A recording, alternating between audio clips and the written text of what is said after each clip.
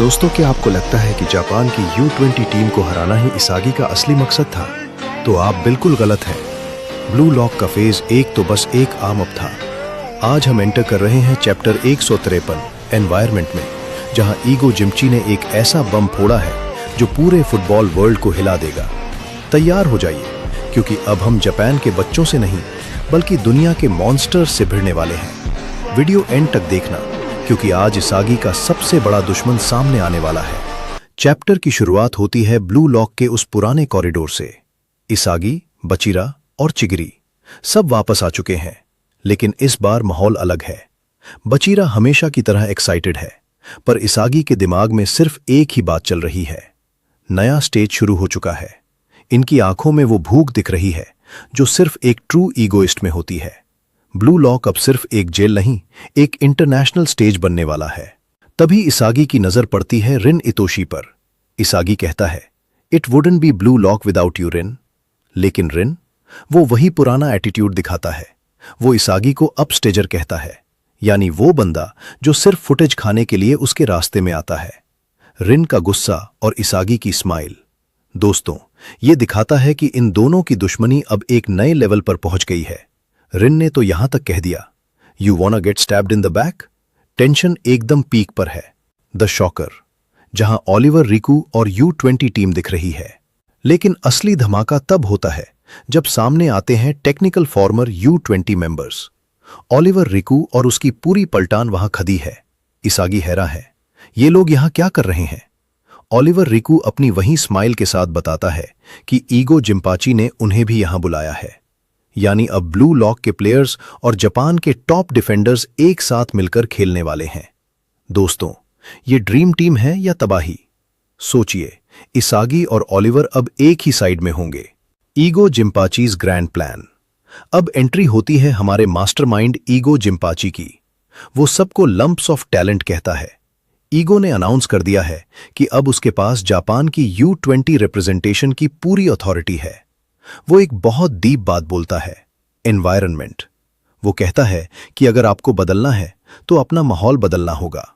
इसीलिए वो blue lock के प्लेयर्स को दुनिया के हेल फायर में झोंकने वाला है। फेज 2 का मतलब है नियो ईगोइस्ट लीग।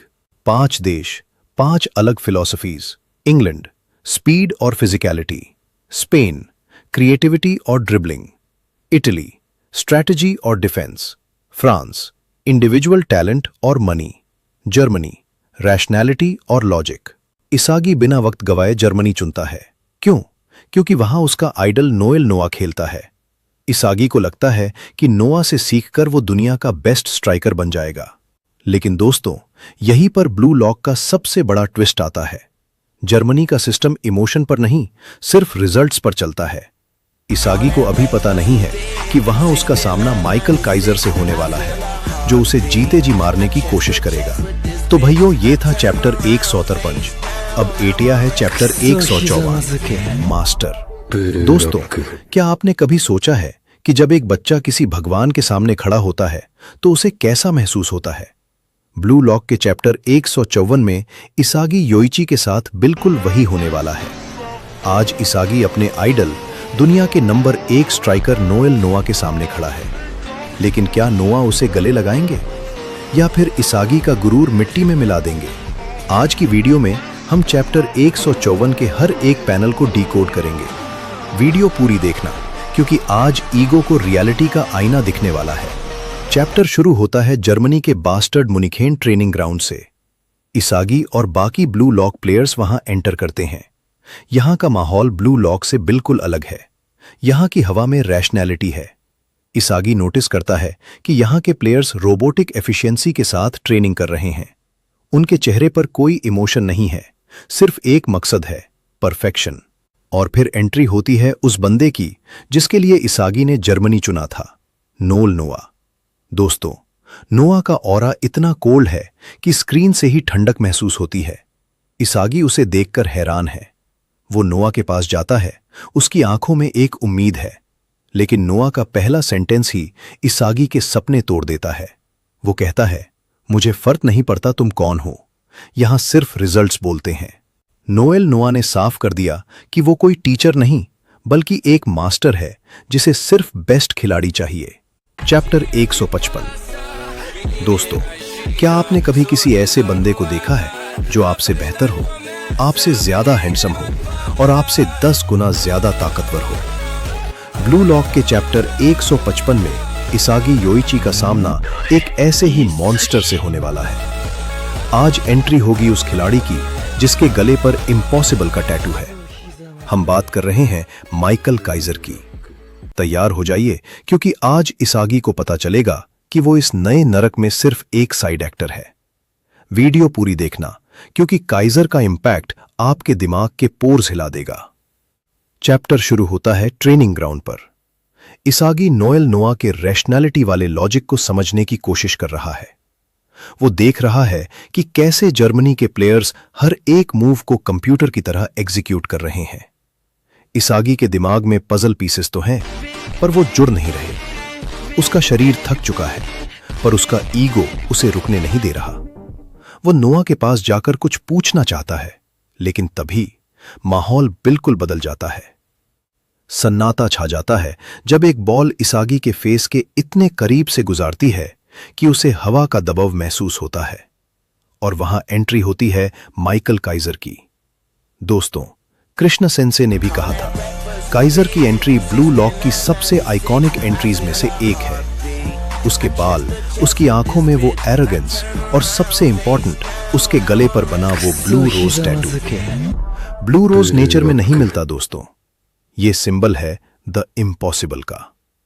काइजर यहां दिखाने आया है कि वो सब कर सकता है जो इसागी के लिए सिर्फ एक सपना है। काइजर सीधा इसागी के पास जाता है और उसे एक स्ट्राइकर की तरह नहीं, बल्कि एक कचरे की तरह देखता है। वो इसागी से कहता है, तुम मेरी लाइफ की मूवी के सिर्फ एक साइड एक्टर हो इसागी योइची। भाइयों, सोचिए, इसागी ने जापान को U20 में जिताया। वो पूरे देश का हीरो है, लेकिन काइजर के सामने वो कुछ भी नहीं है। काइजर ने इसागी को ऑब्स्टेकल तक नहीं समझा, उसने उसे सिर्फ एक मीडियम समझा अपने गोल्स के लिए। यहां इसागी का गुस्सा और उसका डर दोनों पीक पर है। वो काइजर का हाथ झटकने की कोशिश करता है, पर काइजर की ग्रिप इतनी मजबूत है कि इसागी को अपनी कमजोरी का एहसास होता है। लेकिन असली धमाका तब होता है जब काइजर अपनी किक दिखाता है। इसे कहते हैं काइजर इंपैक्ट। नोएल नोआ खुद एडमिट करता है कि काइजर की किक का स्विंग स्पीड दुनिया में सबसे तेज है, यहां तक कि नोआ से भी ज्यादा। इसागी दांग रह जाता है। वो सोच रहा था कि वो नोआ को हराकर नंबर 1 बनेगा, पर यहां तो नोआ से भी तेज दुश्मन बैठा है। काइजर की बॉल नेट को इतनी जोर से फाड़ती है कि इसागी को समझ आ जाता है, ये बंदा टैलेंट से नहीं, ये बंदा फिजिक्स और लॉजिक से खेल रहा है। इसागी का डायरेक्ट शूट काइजर के सामने एक बच्चे का खेल लगने लगता है। दोस्तों, चैप्टर 155 ने ब्लू लॉक का लेवल आसमान पर पहुंचा दिया है। इसागी को उसका नया दुश्मन मिल गया है जो उसे जीते जी मारने की कोशिश करेगा। क्या इसागी इस माइकल काइजर के साए से निकल पाएगा?